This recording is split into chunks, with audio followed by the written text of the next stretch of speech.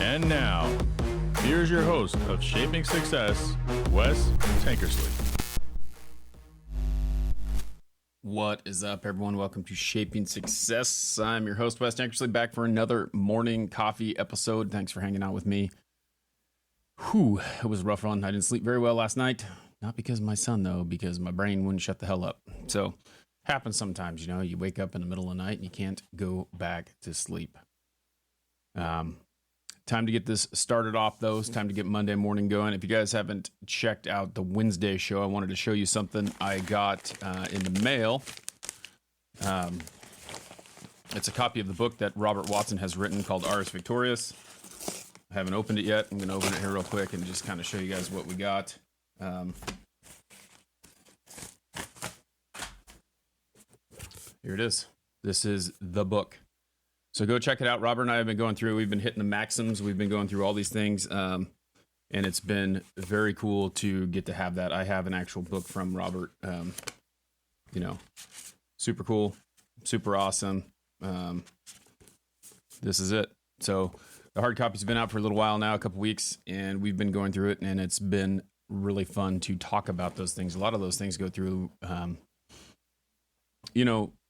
my thought process, the way that I think, the ways that I do things, and it's kind of nice to read through it and understand. We've been going through a lot of like social media stuff and talking about those things.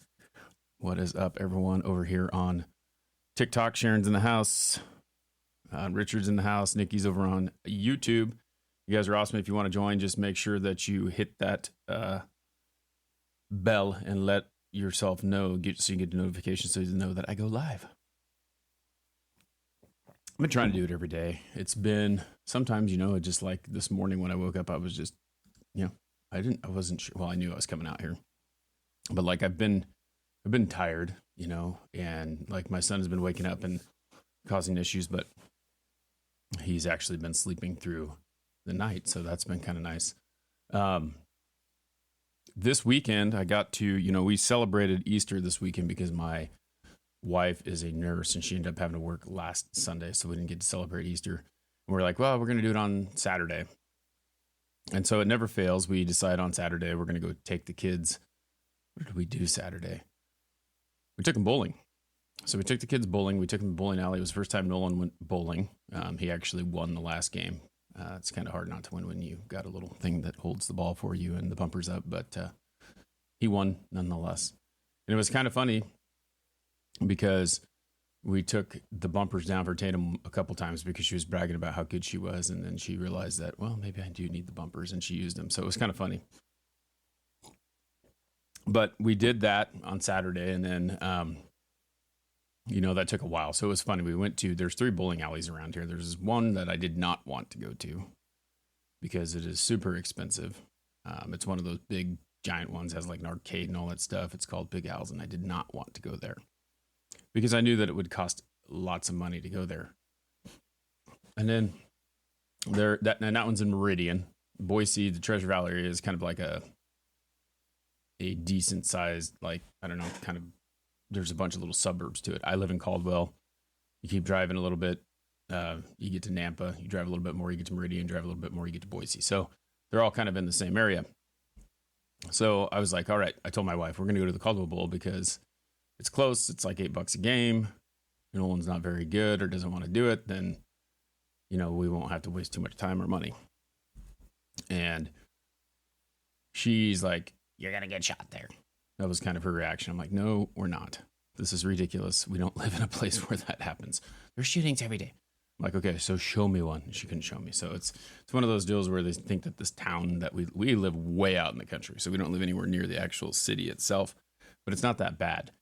But she's making it sound like it is. So we decide that we don't want to drive. We start looking at times, and the Caldwell Bowl opens at 10:30.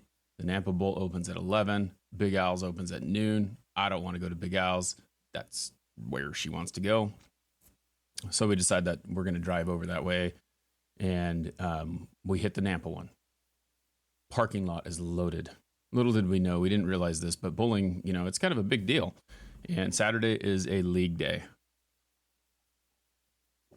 So I show up there, and one of my coworkers is there, and I know that his family bulls in like a league, and they bull a lot. And I realized that it's the league day. I kind of figured. So I texted him while he was in there, and I was like, hey, is there any open lanes? And he's like, nope, there's not going to be any open lanes for a while. He goes until like noon. Usually Saturday is a league day. So I tell my wife, I'm like, let's go drive to Caldwell, see what that looks like. And she finally agrees to do that. So we drive over to Caldwell. I go walk over there. Parking lot's full. League day. Great. So they're not done with league until about noon, same type of thing. Even though they have really cheap rates, you don't get to use those until you're there. So now we're headed to Big Al's, where I do not want to go. And we end up getting there. They're not quite open until noon. So we went over to the Nike store. My daughter needed a new pair of shoes. Went in there and had an argument with her about which shoes she was going to get. She ended up getting this pair that she wanted. And then we went to Big Al's. And when we got to Big Al's, the line was already outside. It was raining. And there was already this big old line. So we ended up having to wait in line for like 20 minutes to get in there and get on the lane and all that stuff and play 2 games. And so we played. It was fun, but it was expensive. And nothing is cheap anymore. I cannot understand what is going on. This makes no sense.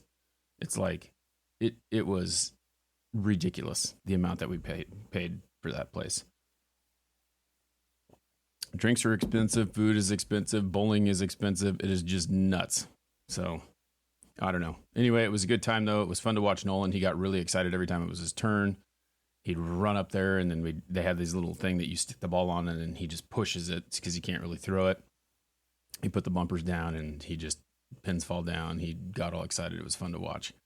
Tatum was excited. She was trying to beat us and stuff like that. So good times. But anyway, that was that. That was Saturday. Yesterday, then we get home Saturday, and we're like, we're going to have Easter dinner on Saturday. And she's like, can we just do it tomorrow? So lo and behold, we're like, okay, let's do it. We're going to do it tomorrow. We had bought a ham that had been sitting in the refrigerator for a while.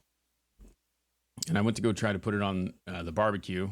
She's like, yeah, let's just put it on there and let it cook for a while. There's 2 things that I've decided that I will not cook. Or when I do cook, I'm going to start them an hour early.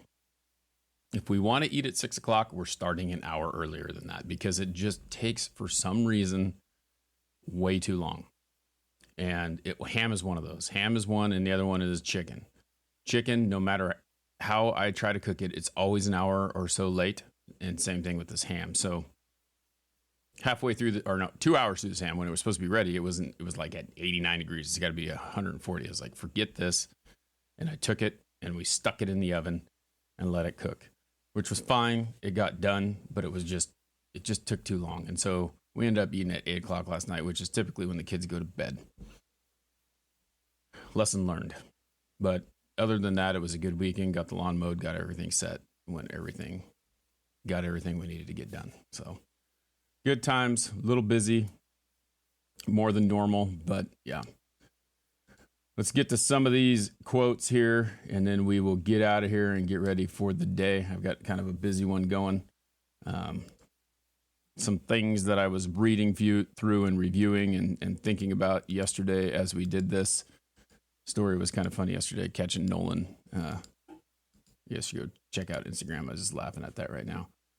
One of the good ones that we got on here is from Robert Watson. If you guys don't follow Robert, you should follow him. Only boldness can deliver us from fear. You have to be willing to go out there and do it. You have to be bold about it. Fear is something that was difficult. I think about it. I think I've talked about this before on here, like the first time that I went off the high dive. And I remember this was had to be like 1990, 1989. My brother dared me to go off the high dive. He said he'd give me a dime to jump off of it at the swimming pool. And I did it, and I got my dime.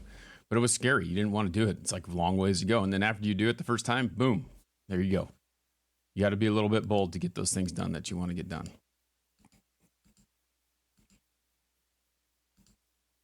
Discipline and conditioning your brain to not give a shit is hard. Where'd it go? If it's hard or it hurts or it sucks, if it needs to get done, it gets done. Very difficult sometimes. You have to continue to think about that. You have to realize that caring what other people think can't stop you carrying what your brain tells you can and cannot do. Can stop you. It's all between your ears, and you must be willing to move forward, push harder, and keep going. That's a difficult one. It's a hard one sometimes to, yeah, exactly. Nikki says, just do it scared. It's hard to do it scared sometimes, though. And I understand that, but you have to continue to tell yourself that it is worth it. Why are you doing it? What's going on? Remember that it is worth it. That's a difficult thing to come up with sometimes. That's a difficult thing to do. When you get scared, it stops you. It freezes you. And sometimes it can be fear of failure or it can be fear of success. But the reality of the whole situation is if you fail, what happens? Nothing. You get to try again, and we have to be willing to take that risk in order to move forward. Because in a couple of years, you won't care about how long it took. You'll just be glad you never gave up. Do you want to live your life in regret, thinking that you could have done that, but you decided not to because you were scared, because you feared it, because you didn't want to? You thought something would happen? Don't live in that fear. Don't regret. The regret is way worse than the actual scaredness that you have to get through to get there. Champions do what's needed regardless of how they feel. Their discipline overrides their feelings. We all have feelings, right? We talk about that. The feelings that we have that, do stop us, do stunt us, do keep us from doing that. I know that Nikki's read David Goggins, and if you guys haven't before, I say read. The only type of reading I do is with my ears. This book here that Robert has written, I have read more out of this book than I've read out of any book because I listen to so many different books on Audible. And you have to think about that. You have to try and find a way. And now I lost my train of thought. Good job, dummy.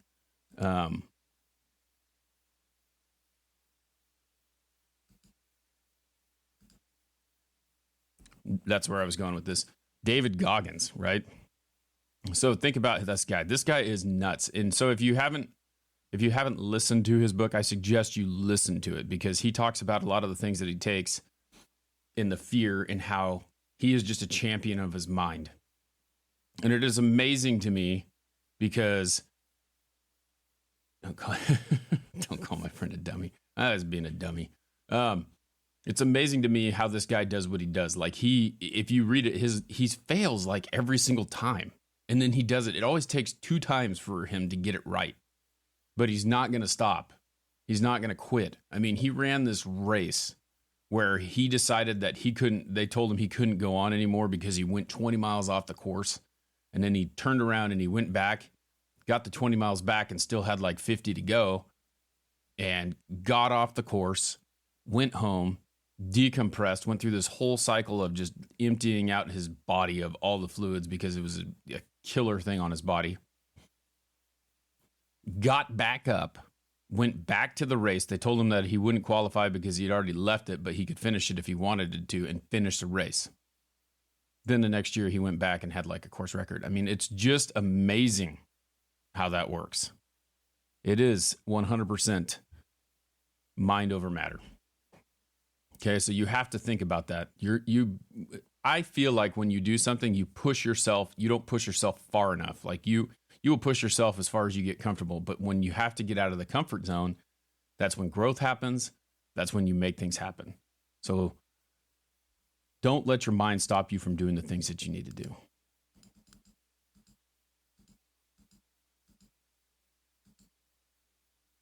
In all aspects of your life, you must push forward. You must push forward. You must keep going. You can't look back. You can't allow what happened in the past to stop you from doing what's going on in the future. And a lot of people think that. I feel like a lot of people let the past stop them, let them freeze them, let them not do the things that they need to do. Be a warrior. Be a warrior.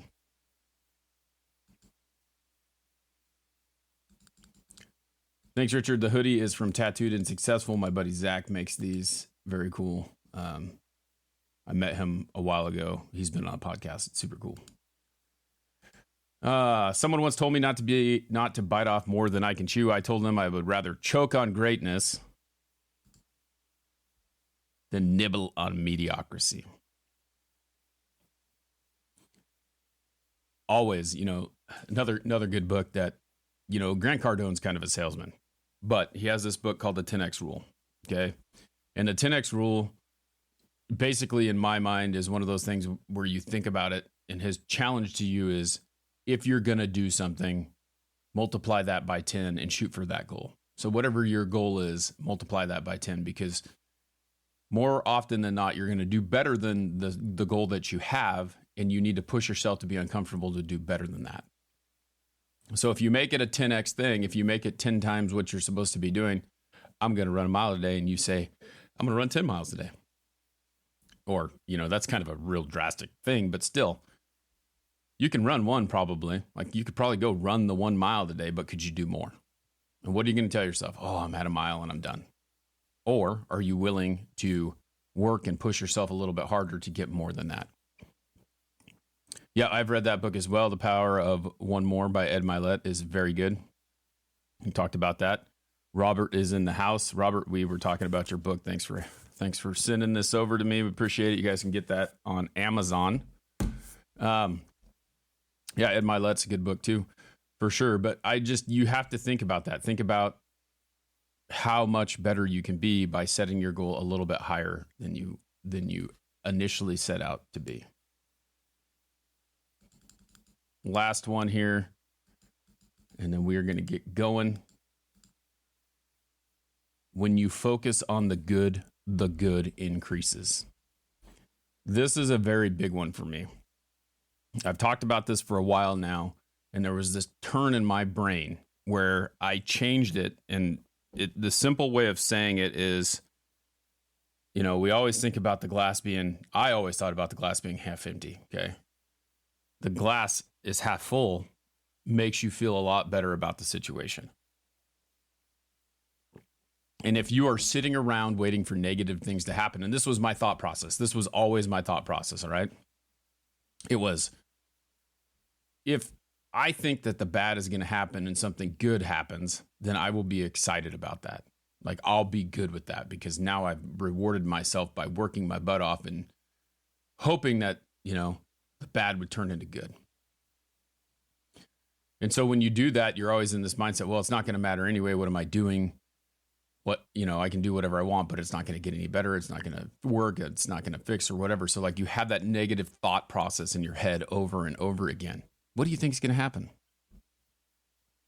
So when you sit there and you think about the goals and the dreams and desires that you have, and you think about, I'm going to make this happen, and you see it happening and you visualize it happening, the opportunities that arise from that, the chances of making that happen, put yourself in a situation where it's going to be better. It's just like the people you're around. If you sit around people who tell you, why are you doing that? You're stupid. You shouldn't do that. You'll never be that. This will never work. Those people, what happens? Your brain thinks, why am I even trying? Why am I even doing this? And it becomes harder to make that happen. So you have to be willing to think about it that way. A positive mind attracts positive things. A negative mind attracts negative things. Find that positive and keep pushing towards it. You attract what you think and do. 100% Sharon. That is it. That's what I got for you today. I appreciate you guys hanging out. I hope you have an awesome Monday. And please make sure that you hit that subscribe button, that share button, that ring the bell on YouTube, sub over there. Shaping Success with Wes Tankersley. Thanks to our patrons, Anna Mellon and Nikki Pav. Thank you, Nikki, for getting those clips out for me. We also have subscribers on TikTok, Frank Hogue, Lance Ayers, Nikki Pav, and Michelle. Michelle is no longer on here, but yeah, we got that solar eclipse today too. Interesting situation. We'll see how that goes. It's been a while since I've seen one of those, but have a great day. Until next time, I challenge you to find the shape of your success.